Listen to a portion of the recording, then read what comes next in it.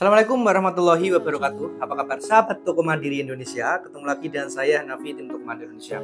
Pada kesempatan kali ini saya mau bahas tentang tips cari lokasi atau tips menentukan lokasi yang bagus dan strategis. Begini sahabat Toko Mandiri Indonesia, ini mungkin video ini atau bahasan ini belum pernah dibahas di channel manapun.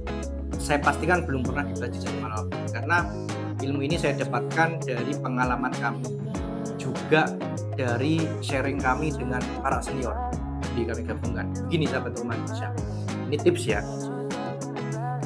Di dalam bisnis itu akan selalu tentang ada masalah apa yang terjadi, ada pertanyaan apa yang belum terjawab, kita sediakan jawabannya, kita sediakan solusinya, gitu.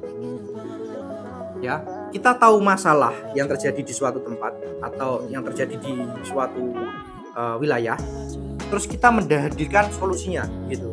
Masalahnya adalah kalau minimarket itu kebutuhan pokok semua orang sudah pasti butuh, tetapi kita perumusan masalahnya seperti apa? Seperti ini tipsnya sahabat Toko Mandiri Indonesia. Makanya dulu di video saya yang dulu itu saya pernah bikin statement begini. Lokasi itu kadang ya karakternya itu susah ditebak. Yang kadang kita planning sepi ternyata rame. Kita planning rame ternyata sepi. Nah, ternyata sekarang nggak seperti itu. Ternyata sekarang saya sudah menemukan rumusannya, gitu. Ya, kelihatannya rame tapi sepi. Kelihatannya sepi tapi jadi rame. Kita pernah mas betul. Kenapa? Karena ternyata sekarang kita harus tahu dan bisa merumuskan, ya. Kita harus tahu dan bisa merumuskan. Saya minum dulu deh. Jadi kita harus tahu dan bisa merumuskan. Merumuskannya begini, sahabat Toko Mandiri Indonesia. Wilayah yang ramai belum tentu di situ terjadi sebuah masalah yang bisa kita pecahkan. Wilayah yang sepi, ya, belum tentu di situ tidak ada masalah. Nah, contohnya begini, sahabat Toko Mandiri Indonesia yang mau buka minimarket, misalkan mau menentukan saya mau buka di sini, saya mau buka di sini. Ya, yang perlu dilakukan adalah melakukan Q&A atau melakukan interview kepada beberapa masyarakat atau orang yang tinggal di sana.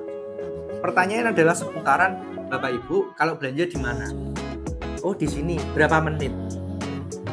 Berapa lama? Seberapa jauh? Di sana harganya gimana? Masalahnya apa? Gitu. Maksudnya masalahnya apa? Kejauhan enggak? Di sana kemahalan enggak harganya, gitu. Kompetitif enggak, layanannya bagaimana, gitu. Pertanyaan itu dirangkum di beberapa orang, ya minimal 20 orang. Pak, Bu, naik belanja di mana? Di sini, di tempat ini. Berapa lama jaraknya? Sekian. Jauh enggak? Jauh, kejauhan Mas. Nah, itu masalah. Kalau enggak deket, di sini ada, harganya murah. Nah, meskipun tempatnya ramai, kita untuk mendapatkan kompetisi agak susah, begitu. Effortnya bukan nggak bisa ya, effortnya kita harus lebih, ya. Nggak bisa kita tampil apa adanya. Makanya saya akan selalu, ini bisnis, ini channel edukasi, bukan channel yang ya sudahlah kita serahkan sama yang di atas, yang paling penting kita udah ideal. Nah seperti itu. Ini kita ngomong di urusan manusianya dulu ya. Kalau kita ya tetap ada pasrah seperti itu. Ya pasrah semuanya ya urusan Allah, semua sudah ditentukan sama Allah. Tapi ini kita fokus di ranah kita dulu yang konseling masalah edukasi bisnis. Jadi ketika kita sharing, kita tanya, Bu, ini Ibu belanja, ya Bapak belanja di mana di tempat ini? Jaraknya berapa?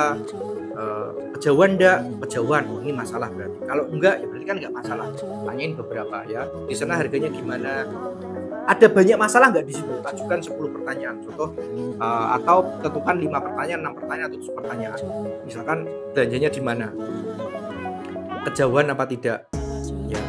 Harganya bagaimana? Di sana lengkap apa tidak?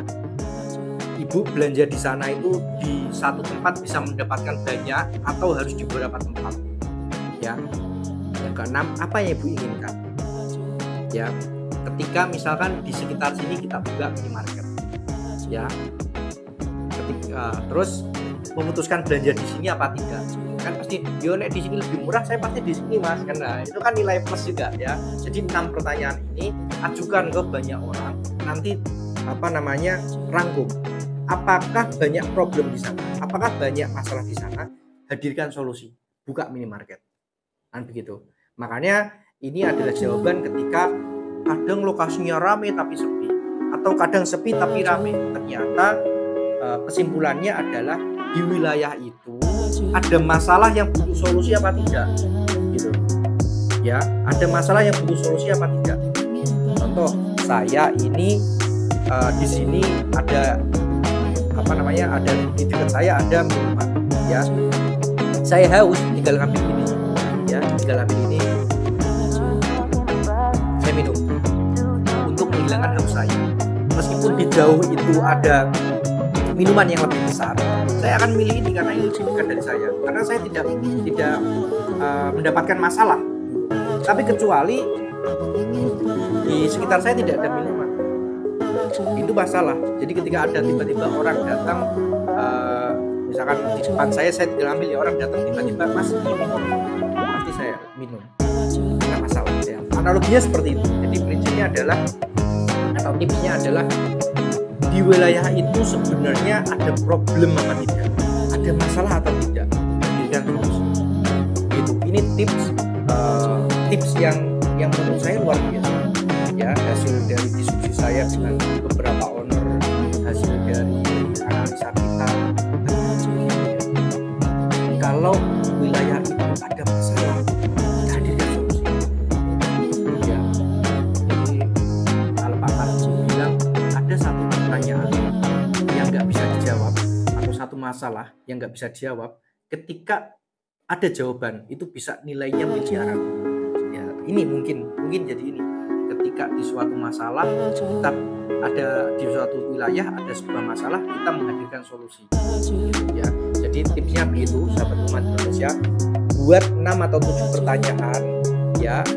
Di 6 pertanyaan itu tanyakan pada orang-orang. Tanya aja biasa pas kopi atau pas apa, tanyakan. Nanti rangkum. Oh, ini tempat untuk minimarket gitu, ya, atau berapa orang yang banyak itu untuk mendapatkan nilai tambahan atau lebih kemantapan gitu, ya, karena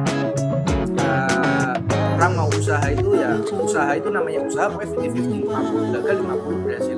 Tidak ada yang 90-10, tidak ada yang 80-20, pokoknya 50-50 antara berhasil atau tidak. Gitu tips dari saya. Terima kasih. Assalamualaikum warahmatullahi wabarakatuh.